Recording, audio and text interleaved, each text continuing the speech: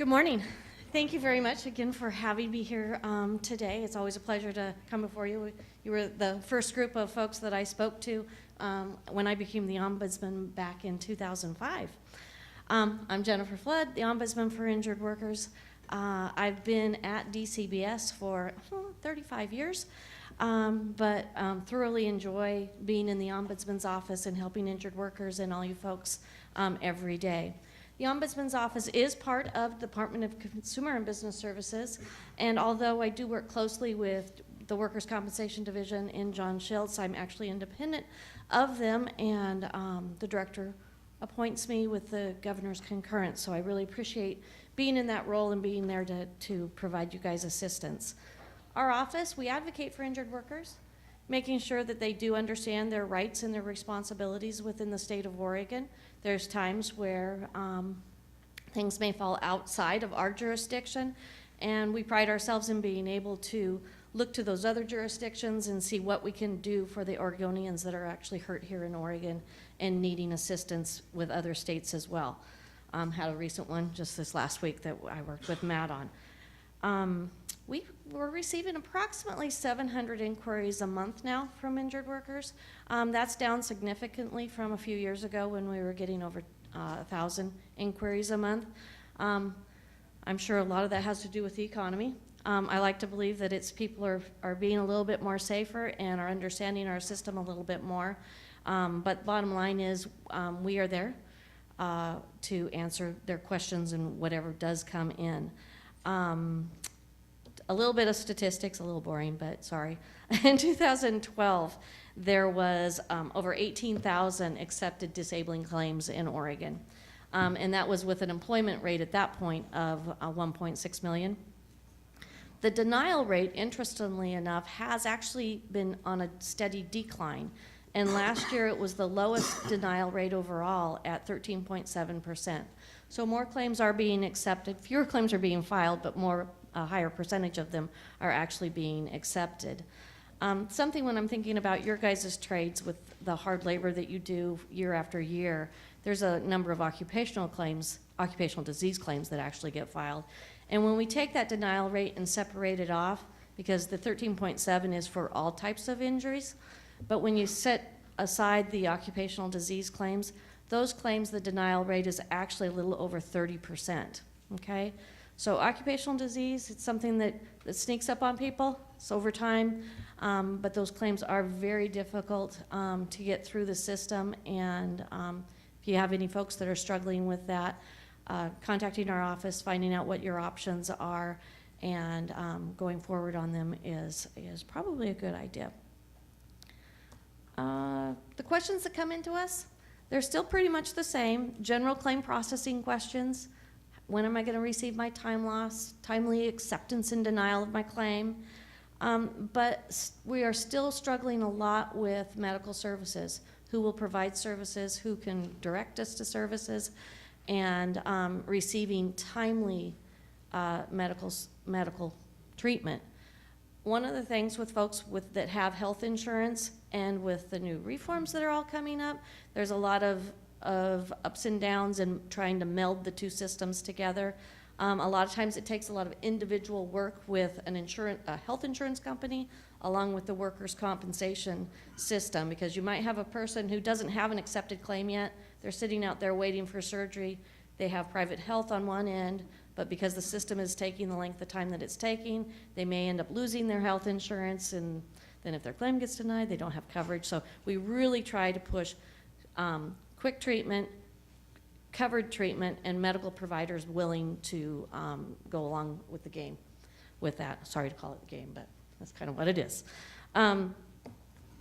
This legislative session, there wasn't a whole lot at all on workers' compensation, but the one thing that did go through that may help some with the medical services is nurse practitioners, effective next January, will be able to be an attending physician for 180 days instead of only 90 days.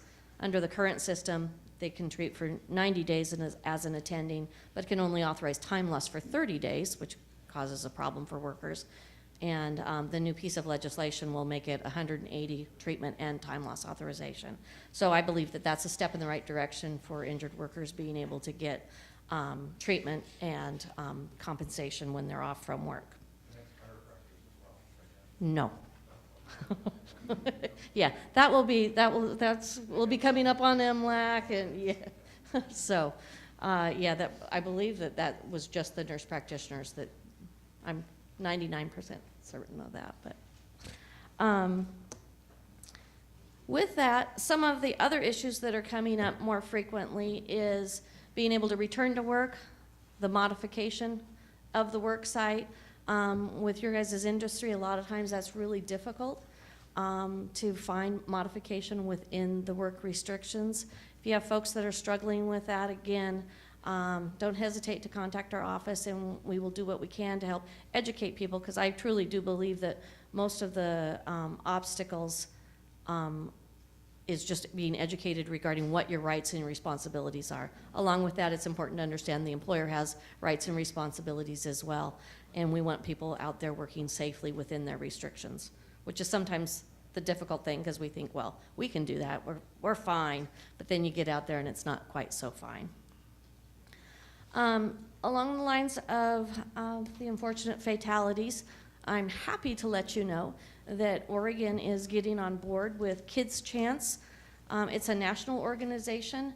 I'm actually on the founders board along with Bob Shiprack and Bob Taggett, a couple other folks that you probably know. And what it is, it's a scholarship program for children of workers who have been seriously injured on the job or killed on the job. We're in the stages now of getting the 501c going, so we're hopeful by the end of the year they'll be able to go out. It's based on sponsorships. Washington apparently just created a chapter in How to Gala up there and actually raised over $40,000 at that one event to be able to go out and give to scholarships. One of the things that Oregon is doing, and with the founders on the board, is that all of the money that we hope to be able to use, we're able to directly send that back out to the children. We have attorneys that are volunteering their times to work on some of the legal issues that we have to create the organization, but it's something to keep in your mind as we go through this year, and as you hear about Kids Chance, that's what it's about. And if you want to check out the national website, we don't have the Oregon one up yet, but the national website is called kidschance.org, and I'm pretty excited about that. I do deal with the fatalities that come into Oregon. Oregon OSHA notifies me when they have gotten the report, and I do what I can to facilitate the communication so the family can focus on what they need to focus on. I work with the funeral homes, with the insurance companies, and make sure that things are taken care of, and we can relieve as much of the paperwork and that process. I can take care of that, and so the family can just focus on going through the grieving that they were going to have to go through. I'm very sorry to hear about the flagger down in Wolf Creek, and actually I sent off some texts this morning because I had not heard about that. I wasn't in the office yesterday, so we will do what we can to assist that family and ensure that the children and the survivors are receiving the benefits that they're entitled to. Training, just so you know, I am out there. I'm more than happy to join your locals, do any kind of general workers' comp 101 training. I recently did it for steel workers down in Albany. They had me there for 3 different shifts so people could come in when it was convenient for them with their work shift. I can do the general workers' comp 101 basic stuff, but if you have specific issues that are coming up that you would like some detailed conversation on, don't hesitate to give me a call. With that, I open it up to any questions. Any questions for Jennifer? Okay, It's morning. Thank you very much for being here. If you're a new agent or organizer to your organization, make sure you get one of her cards before you go, because you'll need it at some point in time, and she'll take good care of your members. There's a few pamphlets out on the registration, what happens if I'm hurt on the job. I just brought a handful of them. If you're needing more, get with me. I'll be here throughout the morning in case you want to talk one-on-one. Okay? John.